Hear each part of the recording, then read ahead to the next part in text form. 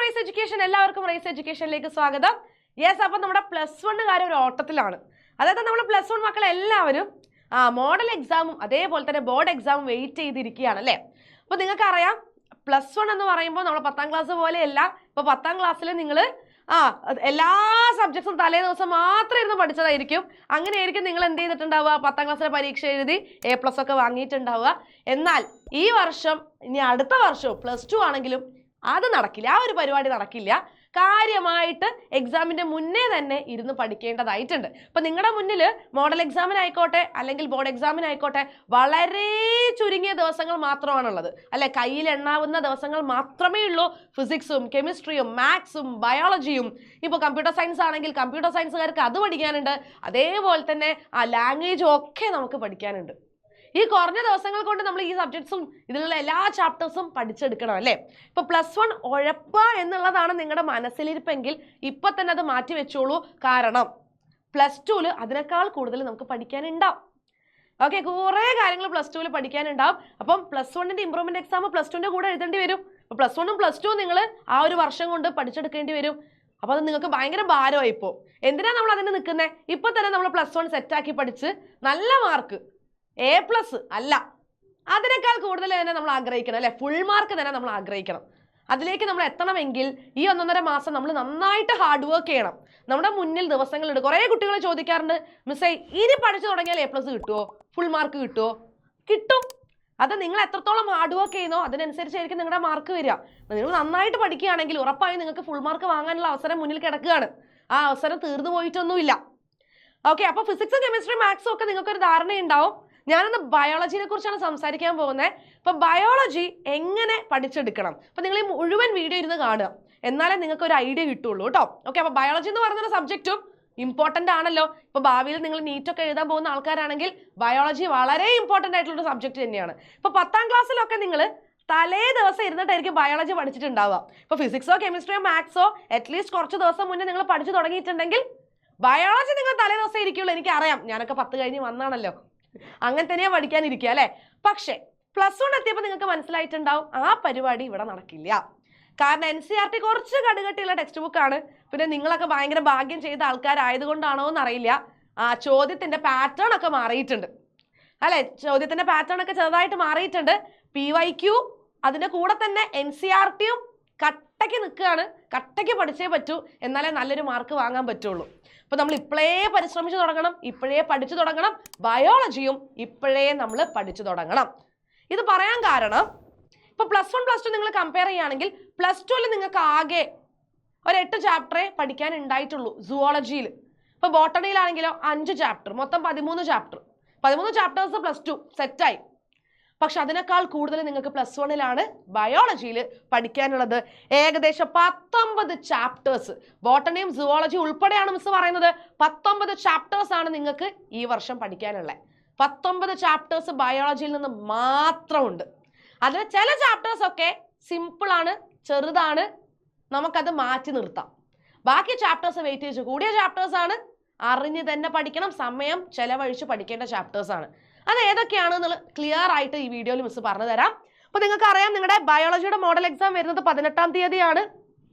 18ാം തീയതി ഫോർനൂണിൽ നിങ്ങൾ കെമിസ്ട്രി എഴുതും, ആഫ്റ്റർനൂൺ ആണെങ്കിൽ നിങ്ങൾ ബയോളജി എഴുതും. 2 കട്ടയ്ക്ക് നിൽക്കുന്ന സബ്ജക്ട്സും ഒരേ ദിവസമാണ് പരീക്ഷ വരുന്നത്. തലേ ദിവസമാണെങ്കിൽ ലീവും ഇല്ല.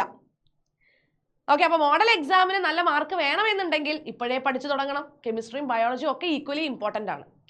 അതേപോലെ ഇപ്പോൾ പബ്ലിക് എക്സാം നോക്കുകയാണെങ്കിൽ എനിക്ക് തോന്നുന്നു 15ാം തീയതി കെമിസ്ട്രി കഴിഞ്ഞാൽ നിങ്ങൾക്ക് ഒരു 4 days ഗ്യാപ്പ് ഉണ്ട് അല്ലേ. എന്നിട്ടാണ് നിങ്ങൾക്ക് 20ാം തീയതി നമ്മുടെ ബയോളജിയുടെ പരീക്ഷ വരുന്നത്. അപ്പോൾ ആ ഗ്യാപ്പ് നമ്മൾ വേണ്ട രീതിയിൽ യൂസ് ചെയ്യണം. ഓക്കെ, അതെങ്ങനെയാണ് എന്ന് ചോദിച്ചാൽ മക്കളെ, ആദ്യം നിങ്ങൾ വെയിറ്റേജ് അറിഞ്ഞ് പഠിക്കുക. ഓരോ ചാപ്റ്ററിനും അതിൻ്റെതായിട്ടുള്ള വെയിറ്റേജ് ഉണ്ട്. നിങ്ങൾ കഴിഞ്ഞ 1, 2, 3 വർഷങ്ങളിലെ ചോദ്യപേപ്പർ എടുത്ത് നോക്കുകയാണെങ്കിൽ ഓരോ ചാപ്റ്റേഴ്സിൽ നിന്നും എത്ര മാർക്കിനാണ് ചോദ്യങ്ങൾ ചോദിച്ചിട്ടുള്ളത് എന്നുള്ളത് അറിയാം. എന്നിട്ട് നിങ്ങൾ എന്ത് ചെയ്യുക, പഠിക്കുക. അപ്പൊ ചില ചാപ്റ്റേഴ്സ് ഇപ്പൊ പഠിക്കേണ്ട ഒരാവശ്യവും ഇല്ല, ഒഴിവാക്കുക. ആ ചാപ്റ്റേഴ്സ് ഇപ്പൊ നിങ്ങൾ തുടരുത്, അത് മാറ്റി നിർത്തുക. നമുക്ക് പബ്ലിക് എക്സാം 20ാം തീയതിയാണ്, അതിന്റെ തൊട്ട് മുന്നേ വരുന്ന ലീവിൽ നിങ്ങൾക്ക് അതിരുന്ന് പഠിക്കാൻ പറ്റും, റിവൈസ് ചെയ്യാൻ പറ്റും. ആ സമയം മതി ആ ചാപ്റ്റേഴ്സിന്. പക്ഷെ ചില വെയിറ്റേജ് കൂടിയ ചാപ്റ്റേഴ്സ് ഉണ്ട്, വലിയ ചാപ്റ്റേഴ്സ് ഉണ്ട്. ആ വലിയ ചാപ്റ്റേഴ്സ് ആണ് നിങ്ങൾ ഇപ്പോഴേ പഠിച്ചു തുടങ്ങേണ്ടത്. അപ്പൊ ചില ചാപ്റ്റേഴ്സ് നിങ്ങൾ അങ്ങ് ഒഴിവാക്കി കളയാ, ബാക്കി ചാപ്റ്റേഴ്സ് നിങ്ങൾ ഇപ്പോഴേ ഇമ്പോർട്ടൻസ് കൊടുത്ത് പഠിച്ചു തുടങ്ങിക്കോളുക. അപ്പൊ നോക്കിക്കേ, ഇപ്പൊ സുവോളജിയിലേക്ക് വരികയാണെങ്കിൽ ഫസ്റ്റ് ചാപ്റ്റർ ലിവിംഗ് വേൾഡ് ആണല്ലേ. അപ്പോൾ നമ്മുടെ 2023 മാർച്ചിലെ പരീക്ഷ എടുത്ത് നോക്കുകയാണെങ്കിൽ 1 മാർക്കിന് മാത്രമാണ് ലിവിംഗ് വേൾഡിൽ നിന്ന് ചോദ്യങ്ങൾ ചോദിച്ചിട്ടുള്ളത്. ഓക്കെ, മാർച്ച് 2024 ആണെങ്കിലും 1 മാർക്കിനാണ് ചോദ്യം ചോദിച്ചിട്ടുള്ളത്. അപ്പൊ നേരത്തെ ഞാൻ പറഞ്ഞ മാറ്റി നിർത്തേണ്ട ചാപ്റ്ററുകളിൽ ഒന്ന് ലിവിംഗ് വേൾഡ് ആണ്. ഈ ചാപ്റ്റർ ഇപ്പൊ നിങ്ങൾ ഒരു കാരണവശാലും പഠിക്കരുത്, എക്സാമിന്റെ സമയം വരുമ്പോൾ മാത്രം നിങ്ങൾ അത് തൊട്ടു നോക്കിയാൽ മതി. ആനിമൽ കിങ്ഡം എന്ന് പറയുന്ന ചാപ്റ്റർ ഓണപരീക്ഷയ്ക്ക് ഉണ്ടായിരുന്നു, ക്രിസ്മസ് പരീക്ഷയ്ക്ക് ഉണ്ടായിരുന്നു, ഇതാ വരുന്ന മോഡൽ എക്സാം അല്ലെങ്കിൽ നമ്മുടെ കൊല്ലപരീക്ഷയ്ക്കൊക്കെയുള്ള chapter animal kingdom. Very important chapter, ഏറ്റവും കൂടുതൽ വെയിറ്റേജ് കൊടുത്ത ചാപ്റ്റർ ആണ് നമ്മുടെ ആനിമൽ കിങ്ഡം എന്ന് പറയുന്നത്. ഈ ചാപ്റ്റർ പലപ്പോഴും കുട്ടികൾ അവസാനത്തേക്ക് മാറ്റി വെക്കാറുണ്ട്. ഒരിക്കലും ഈ ചാപ്റ്റർ നിങ്ങൾ അവസാനത്തേക്ക് മാറ്റി വെക്കരുത്, ഇപ്പോഴേ പഠിച്ചു തുടങ്ങണം. ഇഷ്ടം പോലെ ഫയൽ നിങ്ങൾക്ക് പഠിക്കാനുണ്ട്, ഇഷ്ടം പോലെ എക്സാമ്പിൾസ് പഠിക്കാനുണ്ട്. ഷോർട്ട് നോട്ട് ഒക്കെ പ്രിപ്പയർ ചെയ്തിട്ട് ഇപ്പോഴേ പഠിച്ചു തുടങ്ങേണ്ട ചാപ്റ്റർ ആണത്. മിനിമം നമ്മൾ നോക്കുകയാണെങ്കിൽ, അതായത് നിങ്ങൾ കണ്ടിന്യൂസ് ആയിട്ട് ഇരിക്കുകയാണെങ്കിൽ കേട്ടോ, ഏകദേശം ഒരു 4 ദിവസമെങ്കിലും ഈ ഒരു ചാപ്റ്റർ പഠിച്ചു തീർക്കാൻ നിങ്ങൾക്ക് വേണം. 4 days, 4 ദിവസം ഈ ഒരു ചാപ്റ്ററിന് മാത്രം ആവശ്യമുണ്ട്. ഓക്കെ, കാരണം ഇത് പെട്ടെന്ന് മറന്നു പോകുന്ന ചാപ്റ്റർ ആണ്, വീണ്ടും വീണ്ടും നമ്മൾ റിവൈസ് ചെയ്യേണ്ടി വരും. അപ്പൊ ഈ ചാപ്റ്റർ ഇപ്പൊ നിങ്ങൾ സെറ്റാക്കി പഠിച്ചാൽ എക്സാം ടൈമിൽ നിങ്ങൾക്ക് ഇത് റിവൈസ് ചെയ്താൽ മതി. അപ്പൊ റിവൈസ് ചെയ്യുമ്പോൾ ഒന്നും കൂടി പഠിച്ച കാര്യങ്ങൾ തലയിൽ ഉറച്ചു നിൽക്കും. ഇനി സ്ട്രക്ചറൽ ഓർഗനൈസേഷൻ എന്ന് പറയുന്ന ചാപ്റ്റർ നമ്മുടെ ലിവിംഗ് വേൾഡ് പോലെ തന്നെയാണ്. ലിവിംഗ് വേൾഡ് പോലെ തന്നെയാണ്, അതായത് 2 മാർക്കിന് മാത്രമേ 2024 ആ ഒരു ചാപ്റ്ററിൽ നിന്ന് ചോദ്യങ്ങൾ ചോദിച്ചിട്ടുള്ളൂ. അപ്പൊ ഇത് നിങ്ങൾ എന്ത് ചെയ്യുക, മാറ്റി വെക്കുക. ഇപ്പൊ പഠിക്കേണ്ട കാര്യമില്ല, എപ്പൊ പഠിച്ചാൽ മതി, എക്സാമിന്റെ തലേന്ന് മാത്രം ഇരുന്ന് പഠിച്ചാൽ മതി. ബയോമോളിക്യൂൾസ് എന്ന് പറയുന്ന ചാപ്റ്റർ 2023 7 മാർക്കിനാണ് ഈ ഒരു ചാപ്റ്ററിൽ നിന്ന് ചോദ്യങ്ങൾ ചോദിച്ചിട്ടുള്ളത് കേട്ടോ. ഇത് ചോയ്സ് ക്വസ്റ്റ്യൻസ് അടക്കമാണ് മിസ് പറയുന്നത്. 2024 5 മാർക്കിന് ഈ ഒരു ചാപ്റ്ററിൽ നിന്ന് ചോദ്യങ്ങൾ ചോദിച്ചിട്ടുണ്ട്. അപ്പൊ ഈ ഒരു ചാപ്റ്റർ നിങ്ങൾ ഓണപരീക്ഷയ്ക്ക് നന്നായിട്ട് പഠിച്ചിട്ടുണ്ടെങ്കിൽ, ഇനി അതല്ല ഓണപരീക്ഷയ്ക്ക് ഉണ്ടായിരുന്നില്ല മക്കളെ, ഉണ്ടായിരുന്നില്ല തോന്നുന്നു, ക്രിസ്മസ് പരീക്ഷയ്ക്ക് ഉണ്ടായിരുന്നു അല്ലെ. അപ്പൊ ആ ക്രിസ്മസ് പരീക്ഷയ്ക്ക് നിങ്ങൾ ഈ ഒരു ചാപ്റ്റർ അടിപൊളിയായിട്ട് പഠിച്ചിട്ടുണ്ടായിരുന്നുവെങ്കിൽ ഇപ്പൊ നിങ്ങൾ എന്ത് ചെയ്യുക, ഒന്ന് റിവൈസ് ചെയ്യുക. അതിന് വേണ്ടിയിട്ട് നിങ്ങൾ 1-2 ദിവസം എന്ത് ചെയ്യുക, കണ്ടെത്തുക. എന്നിട്ട് എന്ത് ചെയ്യുക, എക്സാമിന്റെ തലേന്ന് ഒന്ന് റിവൈസ് ചെയ്യുക.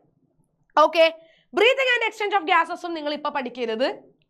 നിങ്ങൾ എന്തായാലും അത് ക്രിസ്മസ് എക്സാമിന് വേണ്ടിയിട്ട് പഠിച്ചിട്ടുണ്ടാവും. അപ്പൊ breathing and exchange of gases വെറും 3 മാർക്കിനാണ് 2 വർഷവും ചോദ്യം ചോദിച്ചിട്ടുള്ളത്. സോ നിങ്ങൾ എന്ത് ചെയ്യണം, ഈ ഒരു ചാപ്റ്റർ മാറ്റിവെച്ച് എക്സാമിന്റെ ടൈം വരുമ്പോൾ മാത്രം പഠിക്കണം. ബോഡി ഫ്ലൂയിഡ്സ് ആൻഡ് സർക്കുലേഷൻ 5 മാർക്കിന് 2023 4 മാർക്ക് 2024 ചോദിച്ചിട്ടുണ്ട്. ഇമ്പോർട്ടന്റ് ആയിട്ടുള്ള ചാപ്റ്റർ ആണ്. മോസ്റ്റ് പ്രോബബ്ലി ഒരു 5 എന്ന് പറയുന്ന വെയിറ്റേജ് തന്നെ നിങ്ങൾ ഈ ഒരു ചാപ്റ്ററിൽ കണക്കാക്കേണ്ടതായിട്ടുണ്ട്. Excretory products and their elimination എന്ന് പറയുന്ന ചാപ്റ്റർ 2023 3 മാർക്കിനെ ചോദിച്ചിട്ടുള്ളൂ. പക്ഷെ 2024 7 മാർക്കിനാണ് ഈ ഒരു ചാപ്റ്ററിൽ നിന്ന് ചോദ്യങ്ങൾ ചോദിച്ചിട്ടുള്ളത്. വളരെ ഇമ്പോർട്ടന്റ് ആയിട്ടുള്ള ചാപ്റ്റർ ആണ്.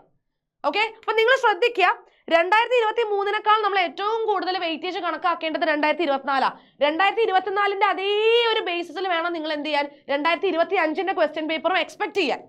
ഓക്കെ, ഇപ്പൊ നമുക്ക് മോഡൽ നടന്നു കഴിഞ്ഞാൽ നമുക്ക് മനസ്സിലാവും ഓരോ ചാപ്റ്ററിൽ നിന്നും ഏകദേശം എത്ര വെയിറ്റേജിനാണ് ചോദ്യങ്ങൾ ബോർഡ് എക്സാമിന് ചോദിക്കുക എന്നുള്ളത്. അപ്പൊ എന്തായാലും മോഡൽ വരെ വെയിറ്റ് ചെയ്യാൻ നമ്മളെ മുന്നിൽ സമയമില്ല. സോ നിങ്ങൾ 2024 വെയിറ്റേജ് തന്നെ ഏറ്റവും കൂടുതൽ കണക്കാക്കണം. ഓക്കെ, ഇനി ലോക്കോമോഷൻ ആൻഡ് മൂവ്മെന്റ് എന്ന് പറയുന്ന ചാപ്റ്ററും അത്ര ഇമ്പോർട്ടൻസ് കൊടുക്കേണ്ട ചാപ്റ്റർ അല്ല. പക്ഷെ ഒരു പ്രശ്നം എന്താന്ന് വെച്ചാൽ ഈ ചാപ്റ്റർ ഒക്കെ നിങ്ങൾ ഇനി പഠിക്കാൻ പോകുന്ന ചാപ്റ്റേഴ്സ് ആണ്, അല്ല ഇനി പഠിക്കാൻ പോകുന്ന ചാപ്റ്റേഴ്സ് ആണല്ലോ. അപ്പൊ എക്സാമിന്റെ തലേന്ന് ഇരുന്നാൽ എന്തായാലും നിങ്ങൾക്ക് ഈ ചാപ്റ്റർ കംപ്ലീറ്റ് ചെയ്യാൻ പറ്റില്ല. അപ്പൊ ഈ ചാപ്റ്റർ എന്ത് ചെയ്യണം, ഇപ്പോഴേ പഠിക്കണം അല്ലെ. 2 മാർക്കിനാണ് 2023, 3 മാർക്കിനാണ് 2024 ഈ ഒരു ചാപ്റ്ററിൽ നിന്ന് ചോദ്യങ്ങൾ ചോദിച്ചിട്ടുള്ളത്.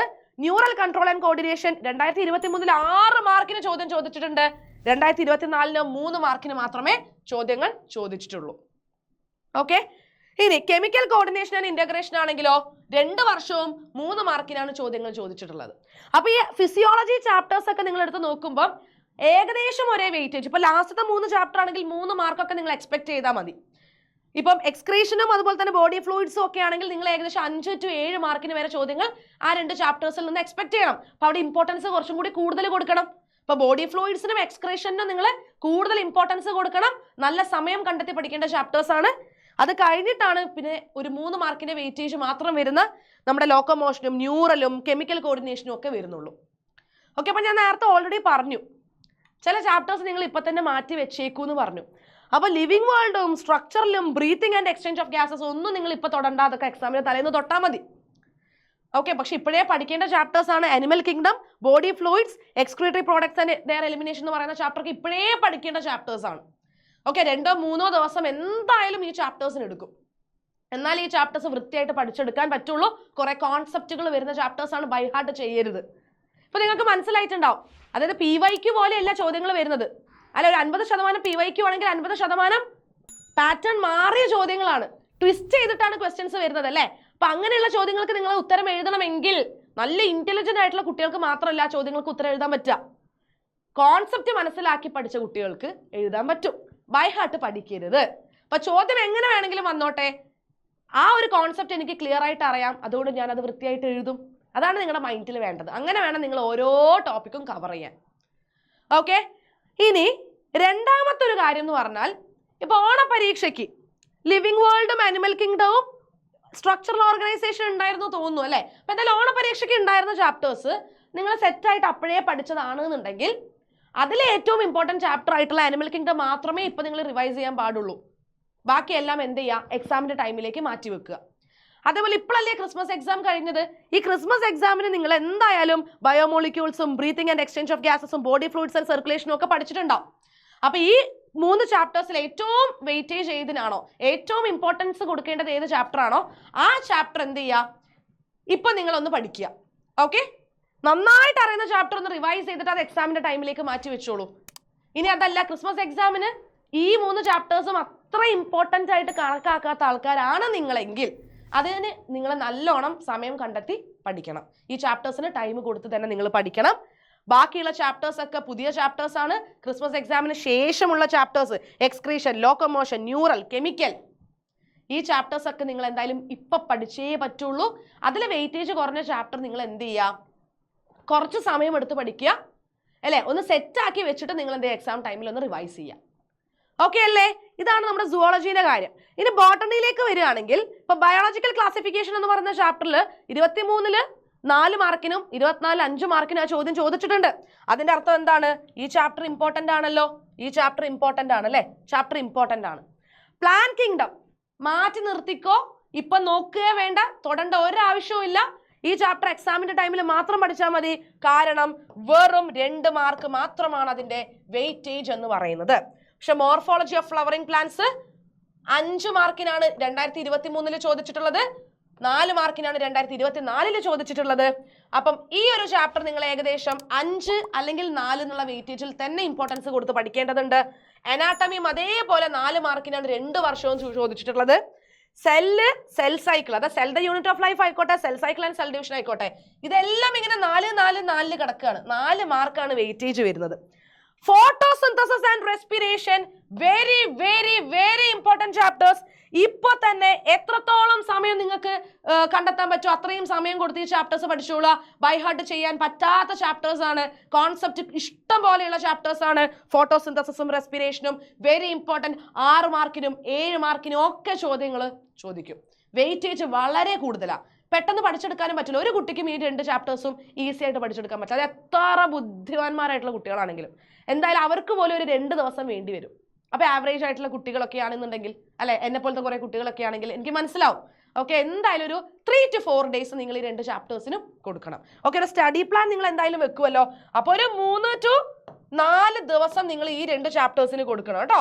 3 to 4 days നിങ്ങൾ കൊടുത്തിട്ട് വേണം ഈ ചാപ്റ്റേഴ്സ് 2ഉം പഠിക്കാൻ. അതേപോലെ പ്ലാൻ ഗ്രോത്ത് ആൻഡ് ഡെവലപ്മെന്റ് ആണെങ്കിലും 4 അതിന്റെ വെയിറ്റേജ് വരുന്നത്. ഇപ്പൊ സുവോളജിനേക്കാൾ ഭയങ്കര ഈക്വലി ഡിസ്ട്രിബ്യൂട്ടഡ് ആയിട്ടുള്ള കുറെ ചാപ്റ്റേഴ്സ് ബോട്ടണിയിലാണ് വരുന്നത്. 4 അല്ലെ, അങ്ങനത്തെ കുറെ ചാപ്റ്റേഴ്സ് ഉണ്ട്. അപ്പൊ മക്കൾ എന്താ ചെയ്യേണ്ടതെന്ന് വെച്ചാൽ ഏറ്റവും വെയിറ്റേജ് ഉള്ളതും വലുതുമായിട്ടുള്ള ചാപ്റ്റേഴ്സ്, ഫോട്ടോസിന്തസിസ്, റെസ്പിറേഷൻ, മോർഫോളജി പോലെയുള്ള ചാപ്റ്റേഴ്സ് ഇപ്പൊ പഠിക്കാനിരിക്കുക. എന്നിട്ട് ഇപ്പൊ ഈ ചാപ്റ്റേഴ്സ് ഒക്കെ സെറ്റാക്കി വെക്കുക. അത് കഴിഞ്ഞിട്ട് നിങ്ങൾ എന്ത് ചെയ്യുക, ഇപ്പോൾ ഉള്ള ദിവസങ്ങളിൽ തന്നെ ടൈം ഉണ്ടെങ്കിൽ പുതിയതായിട്ട് ഇപ്പോൾ വരുന്ന ചാപ്റ്റേഴ്സിലെ ക്രിസ്മസ് എക്സാമിന് ശേഷമൊക്കെയുള്ള ചാപ്റ്റേഴ്സ്, അതാണ് നമ്മൾ ഫോട്ടോസിന്തസിസ്, റെസ്പിറേഷനും പിന്നെ പ്ലാൻ ഗ്രോത്ത് ആൻഡ് ഡെവലപ്മെന്റ് അതിൽ വരും. അപ്പോൾ ഫോട്ടോസിന്തസിസ്, റെസ്പിറേഷൻ നിങ്ങൾ ഓൾറെഡി പഠിക്കുകയാണെങ്കിൽ ഇപ്പോൾ ക്രിസ്മസ് എക്സാമിന് ശേഷം വരുന്നത് എന്നുള്ളൊരു സാധനം നിങ്ങൾക്ക് മാറ്റി വെക്കാം. കാരണം ആ 2 ചാപ്റ്റേഴ്സ് അതിൽ കവറായി പോയിക്കോളൂ കേട്ടോ. പിന്നെ പ്ലാൻ ഗ്രോത്ത് ആൻഡ് ഡെവലപ്മെന്റും കൂടി നിങ്ങൾ എന്ത് ചെയ്യുക, ഒന്ന് പഠിക്കുക. എന്നിട്ട് നിങ്ങൾ സെല്ലിലേക്ക് വരിക, മോർഫോളജിയിലേക്ക് വരിക, അങ്ങനെയുള്ള ചാപ്റ്റേഴ്സ് ഒക്കെ നിങ്ങൾ എന്ത് ചെയ്യുക, പഠിക്കാനിരിക്കുക. അപ്പോൾ അതിൽ എന്തായാലും കംപ്ലീറ്റ് ആയിട്ട് നിങ്ങൾ എക്സാമിന് പഠിച്ചാൽ മതി എന്ന് മാറ്റി വെക്കേണ്ട ചാപ്റ്ററാണ് പ്ലാൻ കിങ്ഡം എന്ന് പറയുന്ന ചാപ്റ്റർ. അതേപോലെ തന്നെ നിങ്ങൾ ക്രിസ്മസ് എക്സാമിനും അതേപോലെ തന്നെ നമ്മുടെ ഓണപരീക്ഷയ്ക്കും ഒക്കെ നന്നായിട്ട് പഠിച്ച ചാപ്റ്റർ ഉണ്ടെങ്കിൽ അതും നിങ്ങൾ മാറ്റി വെച്ചോളൂ. അത് നമ്മൾ ഇനി എപ്പം റിവൈസ് ചെയ്താൽ മതി. മറന്നു പോയിട്ടില്ലെങ്കിൽ നിങ്ങൾ അത് നമ്മുടെ ബോർഡ് എക്സാമിന്റെ സമയത്ത് റിവൈസ് ചെയ്താൽ മതി. ഓക്കെ, അപ്പോൾ ഓൾറെഡി അറിയുന്ന ചാപ്റ്റേഴ്സിൽ നിങ്ങൾ വെറുതെ സമയം ചെലവഴിക്കരുത്. അറിയുന്ന ചാപ്റ്റർ തന്നെ നിങ്ങൾ പണി കുറയ്ക്കാൻ വേണ്ടിയിട്ട് നിങ്ങൾ ഇങ്ങനെ ഇരുന്ന് പഠിക്കുക, റിവൈസ് ചെയ്യുക, അയ്യോ മറന്നുപോയി അതുകൊണ്ട് ഞാൻ വീണ്ടും വീണ്ടും പഠിക്കുകയാണ്. അല്ല, അതിൻ്റെ ആവശ്യമില്ല. എന്തായാലും നിങ്ങൾക്ക് ഓർമ്മ വരും. ഓക്കെ, അപ്പോൾ നന്നായിട്ട് പഠിച്ച ചാപ്റ്റേഴ്സിന്റെ മേലെ തന്നെ ഇരുന്ന സമയം ചെലവഴിക്കരുത്. അറിയാത്ത ചാപ്റ്റേഴ്സ്, വെയിറ്റേജ് കൂടിയ ചാപ്റ്റേഴ്സ്, കണ്ടന്റ് കൂടിയ ചാപ്റ്റേഴ്സ്, മറന്നു പോകുന്ന ചാപ്റ്റേഴ്സ്, അങ്ങനെയുള്ള വലിയ വലിയ ചാപ്റ്റേഴ്സിൽ വേണം നിങ്ങൾ കൂടുതൽ ടൈം സ്പെൻഡ് ചെയ്യാൻ. 3 to 4 days എടുത്ത് തന്നെ ഓരോ ടോപ്പിക്കും കവർ ചെയ്യുക, ഓരോ ചാപ്റ്ററും പഠിച്ചെടുക്കുക. അറിയുന്ന ചാപ്റ്റേഴ്സ് ഒക്കെ ഇപ്പോഴേ വെട്ടിക്കുറച്ചോളൂ, അത് എക്സാം ടൈമിലേക്ക് മാറ്റി വെച്ചോളൂ. അറിയുന്ന ചാപ്റ്റേഴ്സ് ആണ്, മിസ് വീണ്ടും വീണ്ടും പറയുന്നുണ്ട്. ഓർമ്മയുള്ള കോൺസെപ്റ്റ്സ് ഒക്കെ ക്ലിയർ ആയ, നിങ്ങൾക്ക് ഈസി ആയിട്ട് ക്വസ്റ്റ്യൻസ് ആൻസർ ചെയ്യാൻ പറ്റുമെന്നുള്ള ചാപ്റ്റേഴ്സ്, ചെറിയ ചാപ്റ്റേഴ്സ് മാറ്റി വെച്ചോളൂ. ബാക്കിയുള്ള ചാപ്റ്റേഴ്സ് ഇപ്പോഴേ എന്ത് ചെയ്യുക, ഒരു ടൈം ടേബിൾ പ്രകാരം സെറ്റ് ചെയ്യുക. ടൈം ടേബിളൊക്കെ സെറ്റ് ചെയ്തിട്ടുണ്ടാവില്ലേ, അത് പ്രകാരം പഠിക്കുക. Okay, yes. അപ്പോൾ നിങ്ങൾ എന്തായാലും ടെൻഷൻ അടിക്കേണ്ട. ടെൻഷൻ അടിക്കാൻ വേണ്ടിയിട്ടല്ല മിസ് ഇത് പറഞ്ഞത്. പൊതുവേ എല്ലാവരും പറയുന്ന ഒരു കാര്യം, എക്സാം സമയത്ത് കുട്ടികൾക്ക് കുറച്ച് ടെൻഷനൊക്കെ നല്ലതാണ് എന്നാണ്. പക്ഷെ അങ്ങനെയല്ല, ടെൻഷൻ്റെ ആവശ്യമില്ല. ഓക്കെ, നിങ്ങളെ മനസ്സിലൊരു പഠിക്കണം എന്നുള്ളൊരു ഡിറ്റർമിനേഷൻ, ഞാൻ ഹാർഡ് വർക്ക് ചെയ്യാൻ പോവുകയാണെന്നുള്ളൊരു ആ ഒരു കരുതൽ മതി.